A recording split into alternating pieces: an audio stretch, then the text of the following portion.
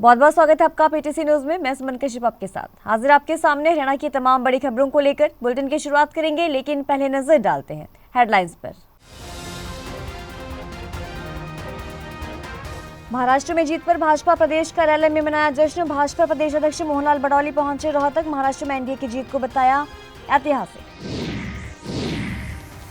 महाराष्ट्र में महायुति गठबंधन की जीत पर महेंद्रगढ़ में जश्न। पूर्व शिक्षा मंत्री रामविलास शर्मा ने दी बधाई। राहुल गांधी और कांग्रेस को जमकर याड़े हाथों। लड़कियों की घुड़चढ़ी निकालकर दिया समाज को समानता का संदेश। गांवपुर में 2 बेटियों की शादी में निकली घुड़चढ़ी। परिजन बोले बेटा और बेटी में कोई फर्क नहीं।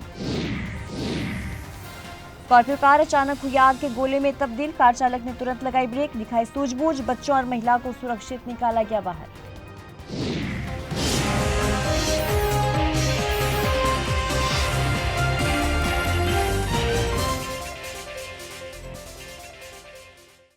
और अब खबरें विस्तार से। देश के 2 राज्यों की विधानसभा का चुनावी परिणाम आ चुका है। महाराष्ट्र में एनडीए गठबंधन ने सरकार बनाई है, तो वहीं झारखंड में इंडिया गठबंधन की सरकार बनी है। महाराष्ट्र में भाजपा के घटक दलों की भारी जीत के बाद भाजपा में खुशी की लहर छाई हुई है। रोहतक में भाजपा के प्रदेश कार्यालय मंगल कमल में भाजपा प्रदेशाध्यक्ष मोहनलाल बडौली और संगठन के नेताओं सहित ढोल पर नाचकर जमकर जश्न मनाया और पटाखे भी फोड़े। महेंद्रगढ़ के सभी कार्यकर्ताओं ने आज महाराष्ट्र में यूपी में 9 विधानसभा का चुनाव था और कांग्रेस और ये अगड़म बगड़म सारी जो इंडी विंडी गठबंधन सब लोग जो है ये 5 रुपए 95 पैसे की एक कॉपी लाल रंग की बना के उसको संविधान बना के, और ये देश का दुर्भाग्य है कि राहुल गांधी विपक्ष के नेता होते हुए और उस संविधान एक कोरी नोटबुक को संविधान बता करके महाराष्ट्र में झूठ बोलने का। और दुनिया के सबसे लोकप्रिय राजनेता नरेंद्र भाई मोदी पूरी दुनिया में आज सबसे लोकप्रियता उनकी सबसे अधिक है। विदेशों में जो सम्मान होता है वो हमारे यशस्वी प्रधानमंत्री नरेंद्र भाई मोदी को मिल रहा है। और यहाँ कांग्रेस और ये सारा इंडी गठबंधन केवल और केवल पिछले 10 साल से भारत के विरोध में कभी अमेरिका में जाके बोलते हैं, कभी लंदन में जाके बोलते हैं। और आज महाराष्ट्र की जनता ने, यूपी की जनता ने, झारखंड की जनता ने ये साबित कर दिया है। और अब हिंदुस्तान का हिंदू ने भी 36 बिरादरी ने ये ठान लिया है कि बटेंगे नहीं और कटेंगे नहीं। नरेंद्र मोदी देश का प्रधानमंत्री है, बीजेपी के साथ रहेंगे, एक रहेंगे और सेफ रहेंगे। प्रदेश में पूर्वकालीन सभ्यता से जहां शादी विवाह की अलग अलग तरीके से रस्में निभाई जाती थी, तो ऐसे में हल्का भवानी खेड़ा के पुर गांव में बेटियों के विवाह से पूर्व गांव में घुड़चढ़ी निकाल लड़कियों के पिता पवन कुमार ने क्षेत्र में अनोखी पहल की शुरुआत की है। परिजनों ने नाच गाकर खुशी मनाई। बेटियों के सम्मान को लेकर गांव पुर में 2 लड़कियों की घुड़चढ़ी निकाली गई। बड़े खुशी के प्रेम के साथ मेरे भाई ने बनवारा दिया है। बाना का अग्रगामा में बाना दिया है, बहुत आपका घोड़ी के ऊपर दिया है। पूरा गांव में खुशी के साथ में दिया है। नाच गान तो दिया है, डीजे तो दिया है। लड़की लड़का और एक समान समझ के दिया है। एक भाई हमारी बेटी नहीं हमारा बेटा है। तो बहुत भाई ने बहुत बढ़िया प्रोग्राम कराया है और हमारा खूब खुशी हुई है इस बात की। आज हमें गांव में घुड़चढ़ी करवाई लड़कियों की। पूरे गांव में हमें लड़कियों में कोई फर्क नहीं। मैंने लड़कों की तरह पाला अपनी बेटियों को और आज पूरे गांव में घुड़चढ़ी करवा कर ये संदेश दिया है कि लड़का लड़की में कोई फर्क नहीं, कि बेटियों को भी ऊपर लेके जाओ। न कि बेटों को, पहले बेटों को लेके जाते थे।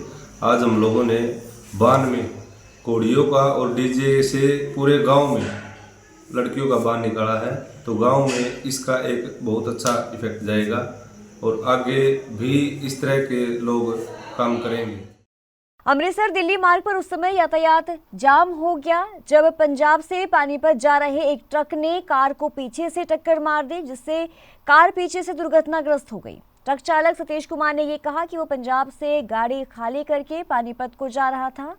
ट्रक चालक सतीश कुमार का ये कहना है कि मेरी कोई भी गलती नहीं है। तो वहीं कार चालक सौरभ ने ये कहा कि अम्बाला कैंट से कुरुक्षेत्र की तरफ वो जा रहा था कि अचानक पीछे से ट्रक ने उसे टक्कर मार दी और उसकी गाड़ी जो है वो दुर्घटनाग्रस्त हो गई। सुनिए क्या कुछ कहना है। मैं अम्बाला कैंट से कुरुक्षेत्र की तरफ जा रहा था। रेलवे स्टेशन क्रॉस हो गए, उसके बाद ट्रक वाले यहाँ पे आर्मी का ट्रक खराब हुआ था, जो राइट साइड दबा रहे थे सारी गाड़ी वाले। मेरा गाड़ी आने की वजह मैंने ब्रेक ली, उसके बाद इसकी ब्रेक ना लगने की वजह से गाड़ी के अंदर टक्कर हुई।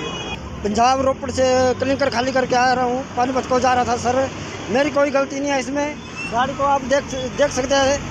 कार जो है कार का ड्राइवर बोल रहा है भाई मैंने हाथ आगे किया, जबकि ड्राइव सीट से हाथ कहीं दिखाई नहीं दे रहा है सर। और कार वाला बोल रहा है भाई आपकी गलती है, जबकि फोटो सब कुछ इधर क्लियर है, कार वाले की गलती है। और ये बोल रहे भाई आपकी गलती है, बोले आप स्पीड में थे, ऐसे बोल रहे थे सर। ये अपना इटका गाड़ी है और ट्रक का आपस में हुआ है। जो आर्टिका गाड़ी थी वो आगे चल रही थी, पीछे से ट्रक वाले ने थोड़ा हिट कर दिया। उसके बाद मामूली सा नुकसान हुआ है, जो हम इसका अभी कह रहे हैं इनको भी आपस में कर लो, दोनों छोटा मोटा है जो नुकसान हुआ है कर लो।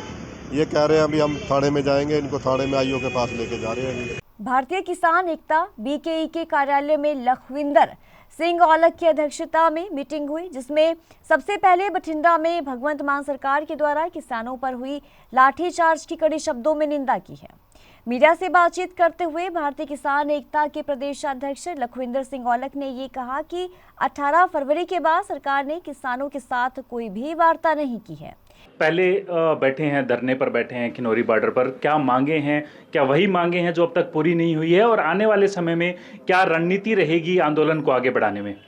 देखिए 13 फरवरी से जो आज लगभग 9.5 महीने हो गए हैं, किसान जो धरने पर हैं, संयुक्त किसान मोर्चा, गैर राजनीतिक और किसान मजदूर मोर्चा, दोनों जो फॉर्में हैं उसकी देश भर की लगभग 200 जथेबंदियाँ धरना कर रही हैं। शंभू मोर्चा लगा हुआ है खनौरी पर और रतनपुरा पर लगा हुआ है।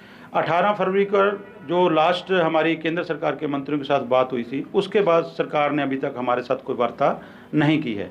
तो इतना लंबा समय शांतमय तरीके से बैठे हैं, कोई हमारी मांगों पर ध्यान नहीं दिया गया है। मांगे क्या है? हमारी मांगे नहीं, हमारे प्रधानमंत्री द्वारा किए गए वादे, मानी हुई मांगे, लिखित में दी हुई मांगे, जो 8 दिसंबर 2021 को आंदोलन स्थगित किया था उस समय की मांगे हैं। एमएसपी खरीद गारंटी कानून की मांग है, स्वामीनाथन आयोग C2+50 के तहत फसलों के भाव की मांग है, संपूर्ण कर्जा माफ़ी किसान और मजदूर की जो प्रधानमंत्री ने वादा किया था पहले ही कलम से, पहला ही काम जो कर्जा माफ़ी की वाली बात की थी, बिजली शोध बिल है, भूमि अधिग्रहण बिल है, और आदिवासियों की जो मांग है, उसके साथ जो हमारी मजदूर भाईचारे की मनरेगा की मांग है। 100 दिन 365 दिन में 100 दिन काम मिलता, वो भी कहने का 100 दिन है, मिलता नहीं है। उसका काम 200 दिन किया जाए, उसका मेहनतना बढ़ा के 700 रुपये प्रतिदिन किया जाए। ये 12 मांगें थी। 13वीं मांग अब जो हमारा 21 फरवरी को शुभकरण शहीद हुआ है, उसको हरियाणा की सरकार ने गोली से कत्ल किया है, उसके इंसाफ की मांग है। तो उसका एक हमें इंसाफ मिले, और जो दोषी हैं उसको, जिन्होंने सीधियाँ किसानों के ऊपर गोलियां चलाई, आंसू गैस के गोले छोड़े, हमारे 5 किसानों की आंखें गई और सब कुछ हुआ, उन सभी मांगों को लेकर ये प्रदर्शन चल रहा है। प्रदर्शन जो चल रहा है, अब आगे की क्या रूपरेखा रहेगी इसकी? देखिए, सबसे बड़ा करो या मरो का अब हमने ऐलान किया है। हमारे दोनों फॉर्मों के मीटिंग के बाद यह निर्णय लिया गया है कि हमारे सीनियर किसान नेता सरदार जगजीत सिंह डल्लेवाल, जो कि पूरे देश में नहीं पूरी दुनिया में उनको एक निडर और एक निरपेक्ष किसान नेता के रूप में जाना जाता है, वो आमरण अनशन पर, मरण व्रत पर बैठेंगे। और उनका मरण व्रत जो जारी तब तक रहे जब तक उनके अंदर प्राण हैं। अगर वो प्राण त्याग जाते हैं, सरकार नहीं मानती है, उनके प्राण त्यागने के बाद उनका पार्थिव शरीर खनौरी बॉर्डर पर रखा जाएगा, और अगला जो साथी है सुखजीत सिंह हरदो जंडे, वो बैठेगा। ऐसे क्रम चलता रहेगा। देखना सरकार ने है, पहले 750 बलि वहाँ दिल्ली में ली थी, 35 के करीब शंभू और खनौरी पे शहीद हुए हैं। अब कितनी किसानों की और बलि लेनी है? तो उसका अगर लॉ एंड ऑर्डर कोई दिक्कत आती है, उसके जिम्मेदार सरकारें होंगी, चाहे वो पंजाब की सरकार है, चाहे देश की सरकार है, चाहे हरियाणा की सरकार है, क्योंकि एक बड़ा नेता जब जाता है तो दिक्कतें तो आती हैं। तो इसलिए वो जो अमरन अनशन को सफल बनाने के लिए हमारे कल दिल्ली में मीटिंग थी, पूरे देश भर के किसान नेता पहुंचे हुए थे। दक्षिण भारत में केरला, कर्नाटका, तेलंगाना में कई राज्यों में 26 तारीख से पैरेलल उनके जो सपोर्ट में, अमरन अनशन की सपोर्ट में जो धरने लगाए जाएंगे, उन सांकेतिक धरने होंगे, शांतमय तरीके से धरने होंगे। तो जो हरियाणा का किसान है, पंजाब का, राजस्थान का, हिमाचल का, पूर्वी यूपी का, वो बड़ी संख्या में खनौरी मोर्चे पर पहुंचेंगे उस सपोर्ट के लिए। सर, किसानों के लिए लगातार लड़ाई आपकी जारी है, लेकिन कल ही पंजाब के अंदर, हरियाणा के बिल्कुल नज़दीक लगते बठिंडा के अंदर जिस तरीके से किसान बैठे थे, शांतिपूर्वक अपना प्रदर्शन कर रहे थे, उन पर लाठीचार्ज होता है, आंसू गैस के गोले छोड़े जाते हैं। किस तरीके से देखते हैं आप? देखिए, आज हमारी भारतीय किसान एकता बीकी की मीटिंग थी। सबसे पहले हमने उस जो लाठीचार्ज की निंदा प्रस्ताव रखा, घोर शब्दों में निंदा की। ये जो अपने आप को किसान हितैषी कहते हैं, आम आदमी पार्टी, कहने को तो आम आदमी पार्टी है, लेकिन आम वाली बात नहीं है। यमुनानगर के कस्बा छिछौली से NH 907 पर जा रही एक स्कॉर्पियो कार अचानक आग के गोले में तब्दील हो गई। स्कॉर्पियो की बॉर्डर से धुआं निकलता देखा तो कार चालक ने सूझबूझ से तुरंत गाड़ी की ब्रेक लगाई और कार में सवार 5 बच्चों और एक महिला से सबको सुरक्षित बाहर निकाल लिया। जैसे इनको बाहर निकाला गया, आग ने पूरी गाड़ी को चपेट में ले लिया। हमसे पीछे से आए थे, एकदम देखा ये आग लग रही इसमें। उन्होंने, ड्राइवर ने खिड़कियां खोल ली, बच्चे निकाले। पहले इनकी लेडीज भी थी, जो मालक है वो निकाले। एकदम पटाखे बजे फिर इसमें, टायर फूटे, टंकी फटी, इतना फायर ब्रिगेड आई, इतना काम हो गया सारा। 5-6 बच्चे थे, उनकी लेडीज थी। बस एकदम इसमें तो इसे बैटरी से आग लगी। हिसार में एक ऑटो वाले ने स्कूली बच्चों से भरी स्कूल बस पर जो है वो हमला कर दिया। आरोपी ने पहले आगे ऑटो उड़ाकर स्कूल बस को रोका और उसके बाद वो बस में चढ़ गया। बच्चों के सामने ही ड्राइवर से गाली गलौज करना शुरू कर दिया और जब लेडी कंडक्टर ने उसे रोकने की कोशिश की तो उसके साथ भी उसने बदसलूकी की। इतना ही नहीं, जब बस ड्राइवर ने उसे स्कूल में आकर बात करने को कहा तो वहां पहुंचा और फिर से उसने वहां पर मारपीट करना शुरू कर दिया। तो स्कूल वालों ने बीच बचाव किया और इसके बाद बस ड्राइवर ने ऑटो वाले के खिलाफ थाना अर्बन एस्टेट में शिकायत दर्ज करवा दी है। सीएम फ्लाइंग टीम सहित विभिन्न विभागों की टीमों के द्वारा संयुक्त रूप से कार्रवाई करते हुए दादरी शहर के चौक पर फर्जी अस्पताल का भंडाफोड़ किया गया है। जी हां, बिना लाइसेंस के चल रहे अस्पताल में जहां मरीजों का इलाज किया जा रहा था तो वहीं साथ लगती बिल्डिंग में स्पेशल बेड की सुविधा भी मरीजों को दी जा रही थी। तो टीम के द्वारा महिला चिकित्सक को काबू करते हुए दवाइयों के अलावा अन्य दस्तावेज कब्जे में लेकर आगामी कार्रवाई जो है वो शुरू कर दी है।